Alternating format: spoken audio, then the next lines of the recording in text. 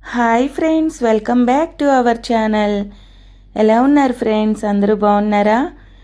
ఈరోజు వీడియోలో నేను చూపిస్తున్న రెసిపీ కొత్తిమీర వెజ్ పలావ్ రెసిపీ అండి. చూడండి, మనం ఇంట్లోనే ఈజీగా తక్కువ టైంలోనే హెల్తీగా టేస్టీగా ఈ రెసిపీ అయితే తయారు చేసుకోవచ్చు.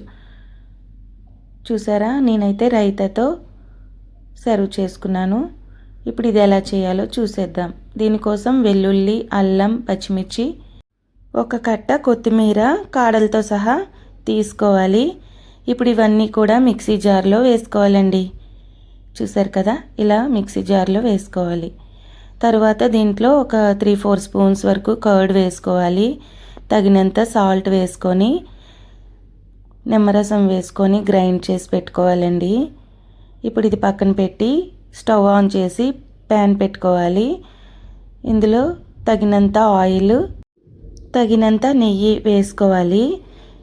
ఇది వేడైన తరువాత దీంట్లో మనము స్పైసెస్ వేసుకోవాలండి. యాలకులు, దాల్చిన చెక్క, స్టార్ ఫ్లవర్, అలాగే మరాఠీ మొగ్గ, లవంగాలు వేసుకున్నాను. ఇవన్నీ వేగిన తర్వాత 2 ఉల్లిపాయలు అయితే సన్నగా కట్ చేసి ముక్కలైతే వేసుకున్నానండి. ఇవి కూడా బాగా కలుపుకొని వేగించుకోవాలి. ఇలా వేగుతున్నప్పుడు జీడిపప్పు కూడా వేసుకొని వేగించుకోవాలండి. ఇవన్నీ వేగిన తర్వాత గ్రీన్ పీస్ వేసుకొని వేగించుకోవాలి. ఇదంతా పచ్చివాసన పోయేలా వేగించుకోవాలి. ఆ తర్వాత దీంట్లో క్యారెట్ ముక్కలు, బంగాళదుంప ముక్కలు వేసుకొని ఇవంతా బాగా కలుపుకొని వేగించుకోవాలండి. చూసారు కదా, అలాగే ముందుగా హాట్ వాటర్లో వేసి ఉంచిన మిల్ మేకర్లు కూడా ఇందులో వేసుకుంటున్నాను. టేస్ట్ చాలా బాగుంటుందండి. మిల్ మేకర్స్ కూడా మనకి మంచిది కదా హెల్త్కి. అలాగే దీంట్లో కొంచెం పసుపు, వీటికి తగినంత సాల్ట్ వేసుకోవాలి. ఇదంతా బాగా మిక్స్ చేసుకోవాలి. ఇప్పుడు మనం గ్రైండ్ చేసి పెట్టుకున్న ఈ కొత్తిమీర పేస్ట్ అంతా ఇందులో వేసేసుకోవాలి. అంతా ఒకసారి బాగా కలుపుకోవాలండి. ఇది కలుపుతున్నప్పుడు అడుగు పట్టకుండా ఇంకొంచెం వాటర్ వేసుకొని వీటిని వేగించుకోవాలి. పచ్చివాసన పోయే వరకు వేగించుకోవాలి. ఇలా వేయించుకోవడం వలన కొత్తిమీర ఈ పేస్ట్ అంతా మిల్ మేకర్స్కి, పొటాటోస్కి, వీటికి అంతా బాగా పడుతుందండి. ఇంకా దీన్ని దగ్గరికి అయ్యే వరకు వేగించుకోవాలి. మూత పెట్టి కాసేపు ఉడికించుకోవాలి. తర్వాత చూసారా మనకి ఎలా ఉడికిందో.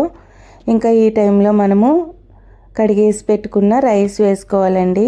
ఇక్కడ నేను తీసుకున్నవి నార్మల్ రైసే, బాస్మతి రైస్ తీసుకోలేదు. నార్మల్ రైస్తోనే చేస్తున్నాను. గ్లాసున్నర రైస్ తీసుకున్నానండి నేను.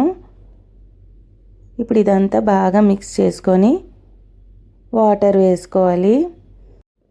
ఇక్కడ నేను గ్లాసున్నర రైస్ తీసుకున్నాను కాబట్టి 3 గ్లాసులు వాటర్ అయితే వేసుకున్నాను.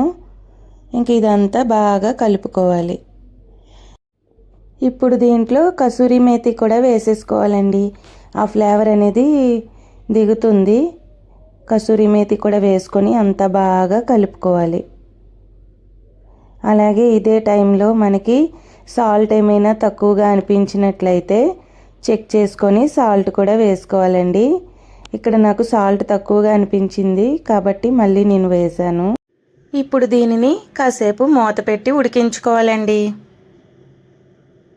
కాసేపటి తర్వాత మూత తీస్తే మనకి చూడండి ఇలా ఉడికింది. ఒక్కసారి ఇదంతా బాగా మిక్స్ చేసుకోవాలండి. ఇంకా ఈ టైంలో మనము కొంచెం లో ఫ్లేమ్లో పెట్టుకొని ఉడికించుకోవాలి. చూడండి, మనకి రైస్ అయితే ఇలాగా తయారయ్యింది. ఇంకొంచెం ఉడికితే సరిపోతుంది. మళ్ళీ ఒకసారి మూత పెట్టి కాసేపు ఉడికించుకోవాలి.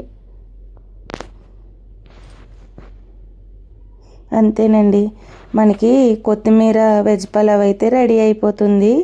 ఫైనల్గా పైన కొత్తిమీర వేసుకొని ఆఫ్ చేసుకుంటే కొత్తిమీర వెజ్ పలావ్ అయితే రెడీ అయిపోయిందండి. చూసారా, పొడి పొడిలాడుతూ చాలా బాగా వచ్చింది. టేస్ట్ కూడా చాలా బాగుందండి. ఎవరైనా ట్రై చేయకపోతే ట్రై చేయండి, చాలా బాగుంది. మరి ఈ వీడియో కనుక మీకు నచ్చినట్లయితే ప్లీజ్ లైక్ చేయండి, షేర్ చేయండి. కొత్త వాళ్ళు సబ్స్క్రైబ్ చేసుకోండి. Thanks for watching. Bye bye.